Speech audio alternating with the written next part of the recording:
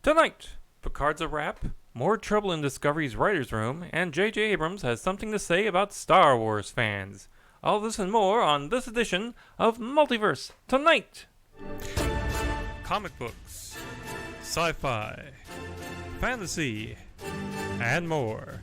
If you're looking for a roundup of geeky news, you're in the right place. This is Multiverse Tonight.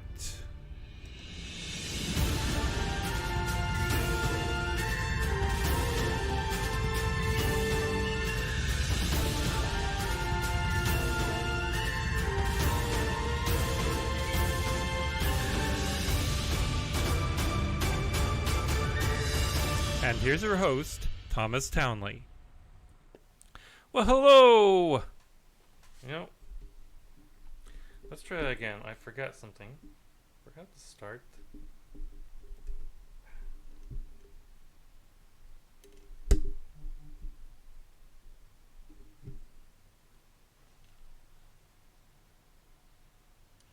Tonight, Picard's a wrap, more trouble in Discovery's writer's room, and J.J. Abrams has something to say about Star Wars fans. All this and more on this edition of Multiverse Tonight. Comic books, sci-fi, fantasy, and more. If you're looking for a roundup of geeky news, you're in the right place. This is Multiverse Tonight.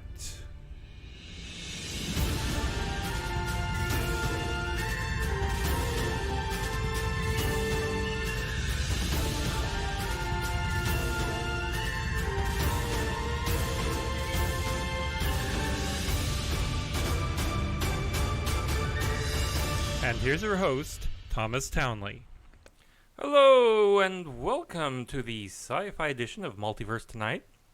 Now, I'll admit right here at the beginning of the show that my heart wasn't fully in this episode. You see, this episode falls at the end of one of the few vacations I get from my night job. And my wife and I were going to go to Wizard World Tulsa this past weekend, but we canceled it because the fridge died. And so we had to buy a new one. And we have an elderly dog, and our hearts just weren't in it. So this became a staycation. But it wasn't all that bad. We went to the Kansas State Fair. We saw It Chapter 2, and we went to a couple of good places to eat. By the way, if you'd like to help me get to more cons in the future, just go to the website and click on the donate link at the top of the page. However, that doesn't mean we don't have some news, so let's get on with some Star Trek news.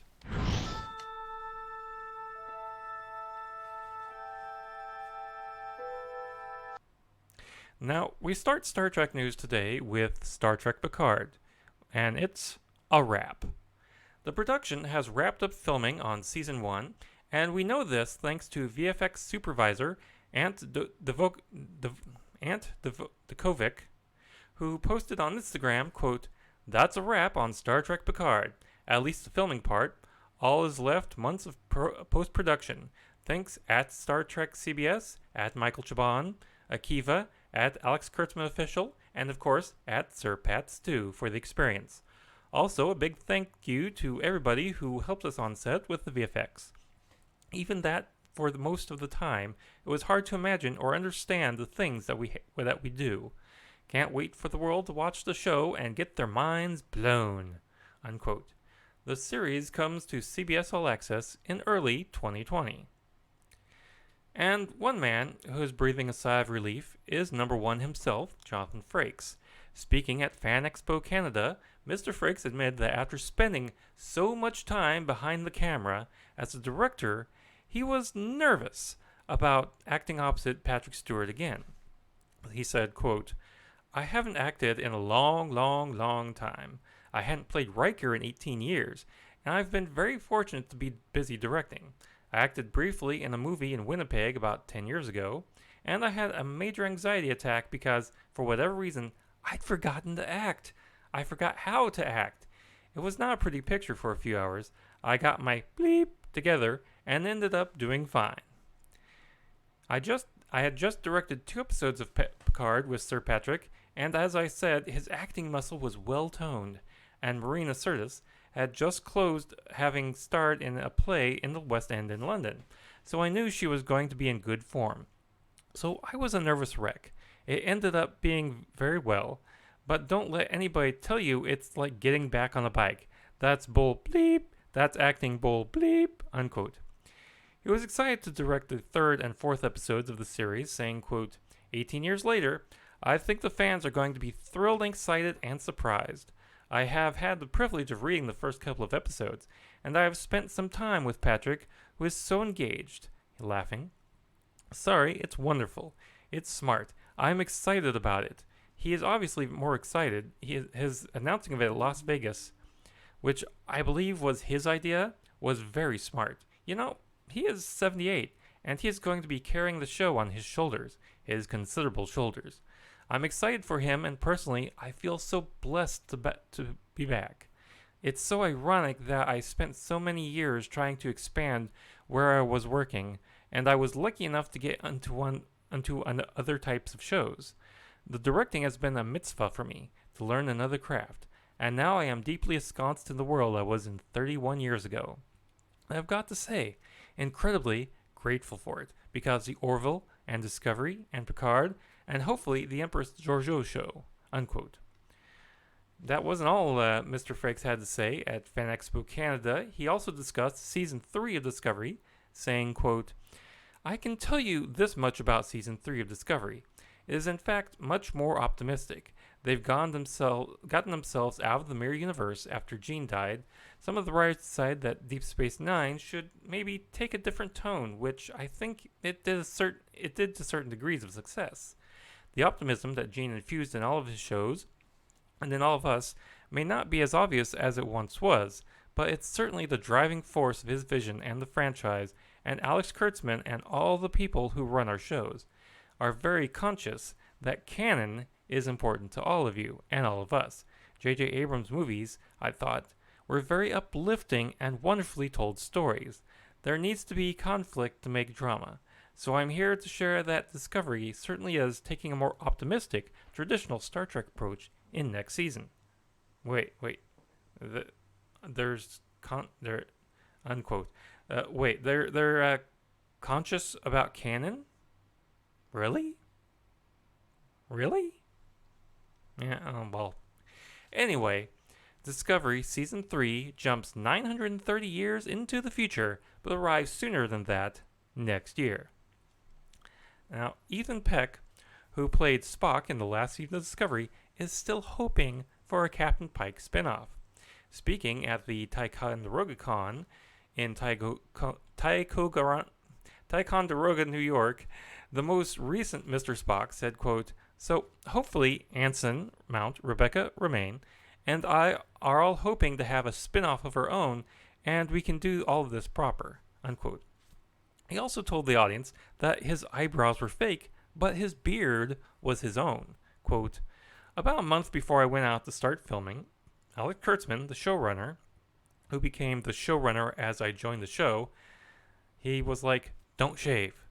When he told me that Spock was going to have a beard, I was like, oh shoot, I'm going to be Spock with a beard. People are going to absolutely smash me online.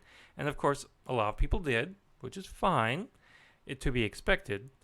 People are going to think what they're going to think, and I can't control that, so I just do my best. And I thought it'd be gone in an episode or two. I think Alex liked it so much, and I think they were still developing the end of the season in the writer's room when I joined. It stayed, and I'm so glad it did, unquote. Spock and Number 1 will be back in one of the new short treks coming soon. And just when I thought I was done with this episode's Discovery news, this past Friday, The Hollywood Reporter dropped news that author Walter Mosley has quit Star Trek Discovery's writer's room after he used the N-word in the room. Mosley, who is black, wrote in an op-ed for the New York Times in which he revealed that he quit after being chastised by Human Resources for using the word on the job. Mosley had been recruited for the writer's room by Alex Kurtzman. Mr. Kurtzman and showrunner Michelle Paradise were informed of the complaint by the Human Resources Department. Mr. Mosley's op-ed read, quote, "Earlier this year, I had just finished with the Snowfall writers' room for the season when I took a similar job on a different show at a different network. I'd be in the new room for a few weeks when I got the call from Human Resources. A pleasant-sounding young man said, 'Mr. Mosley, it has been reported that you use the N-word in the writers' room.' I replied, 'I am the N-word in the writers' room.'" Unquote. Mr. Mosley went on to explain in the op-ed how he was told that although it was all right to use the word in a script, it was not all right to say it. Apparently, he'd used the word in the telling of a story about a cop who had used it. He also said that he was unaware who had complained. CBS, in response to the op-ed, put out a statement saying, quote, "We have the greatest admiration for Mr. Mosley's writing talents, and we are excited to have him join Star Trek Discovery. While we cannot comment on the specifics of confidential employee matters, we are committed to supporting a workplace where employees feel free to express concerns and where they feel comfortable performing their best work. We wish Mr. Mosley much continued success." Unquote. Mr. Mosley decided to resign because, in his words, quote, "My answer to HR was to resign and move on. I was in a writer's room, trying to be creative while at the same time being surveilled by unknown critics who would snitch on me to a disembodied voice over the phone. My every word would be scrutinized. Sooner or later, I'd be fired or worse. Silence." Unquote. Walter Mosley is a best-selling writer widely recognized for his crime fiction. He has written 4 sci-fi books: Blue Light, Futureland, 9 Stories of an Eminent World, The Wave, and 47. I hope Mr. Mosley well in his future endeavors.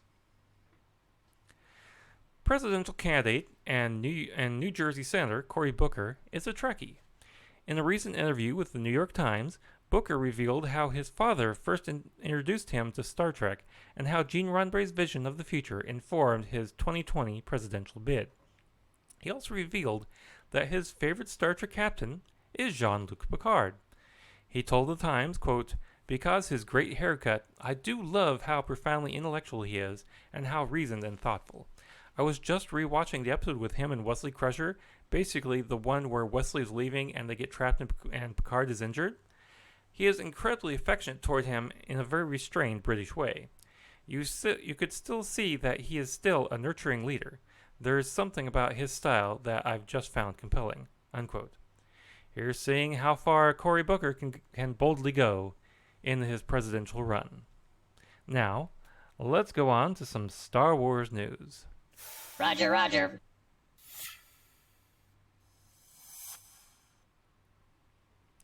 Solo, a Star Wars story, almost had a new character, Lando Calrissian's brother.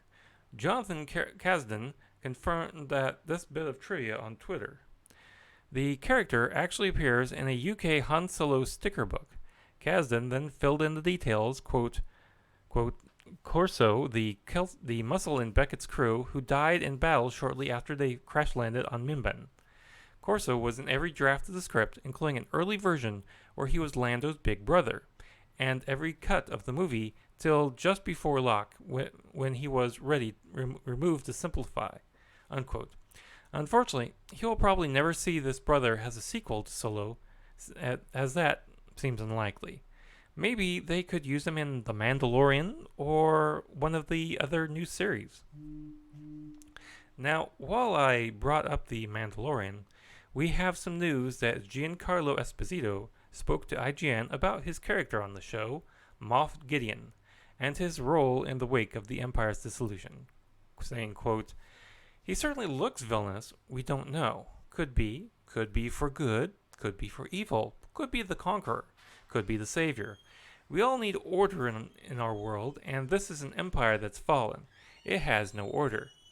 Moff Gideon's very, very intelligent, very knowledgeable.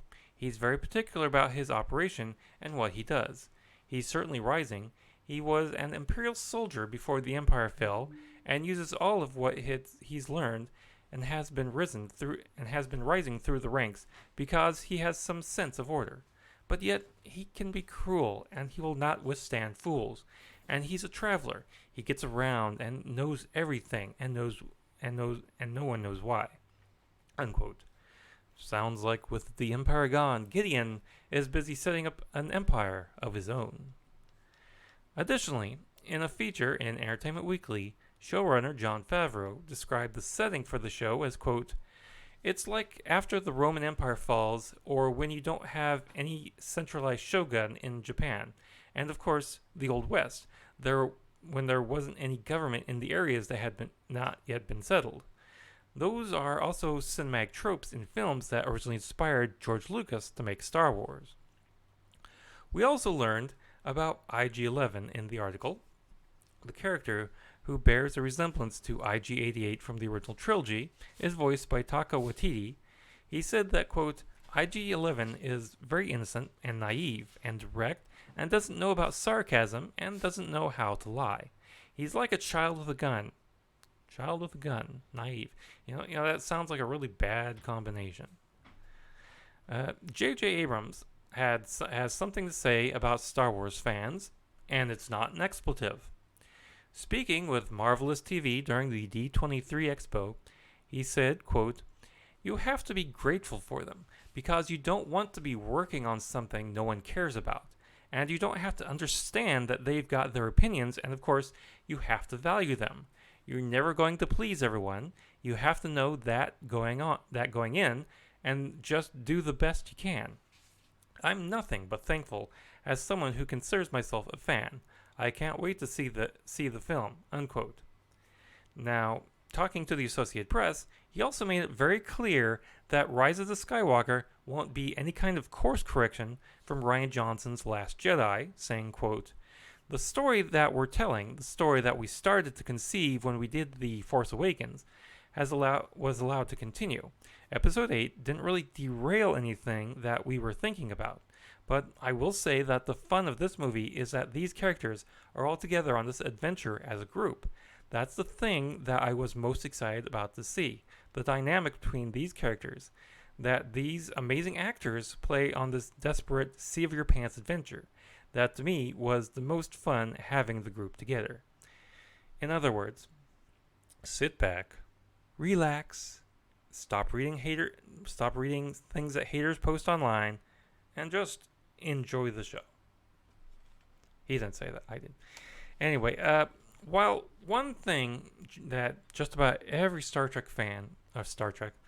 Wars fan can agree on is a love for John Williams' Star Wars scores. Mr. Williams began work on that score for The Rise of Skywalker this summer and recently talked about it at one of his concerts. Terry Matalas, the showrunner for Sci-Fi's 12 Monkeys, shared a clip of Williams' remarks from the concert and put it up on Twitter.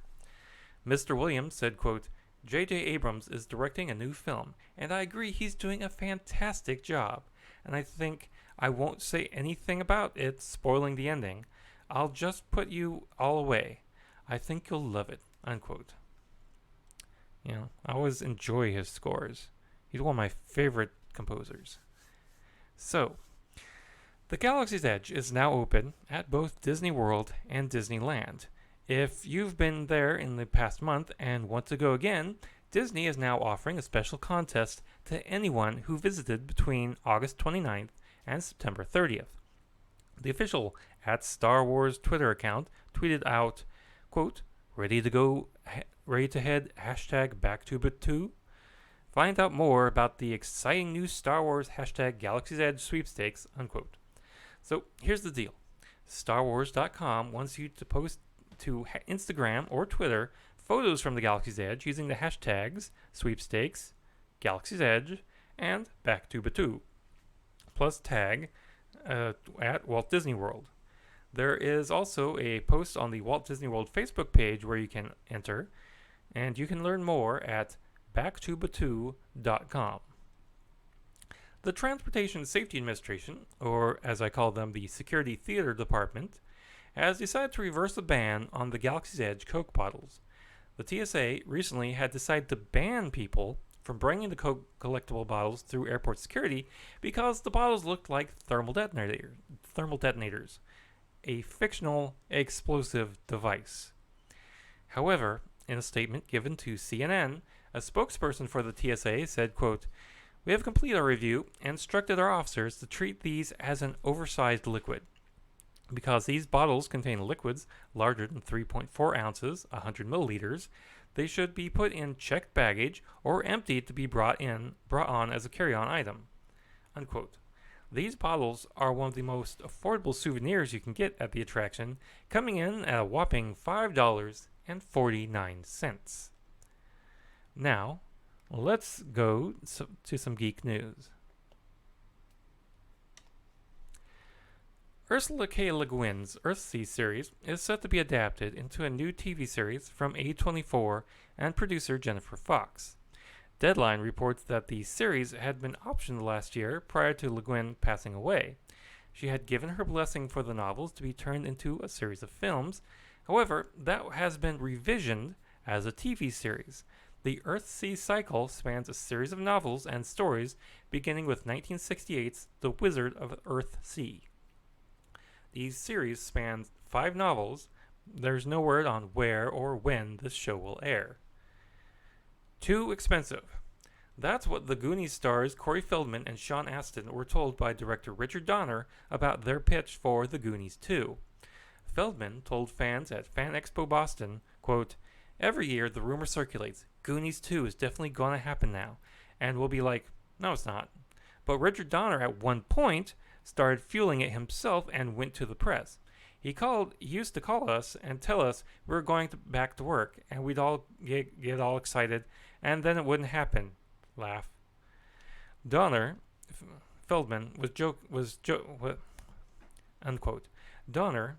Feldman explained, was joking with everyone, but Astin and Feldman did sit down to work on a serious idea.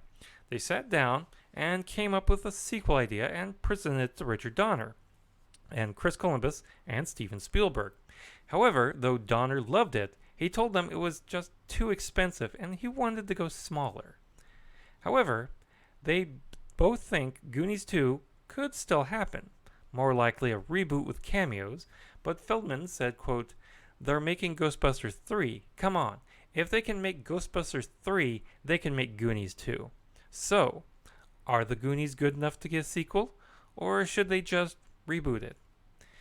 And speaking of reboots, Paramount Pictures is set to reboot the Nicolas Cage John Travolta movie Face Off, with a reboot done by 22 Jump Street writer Oren Oziel.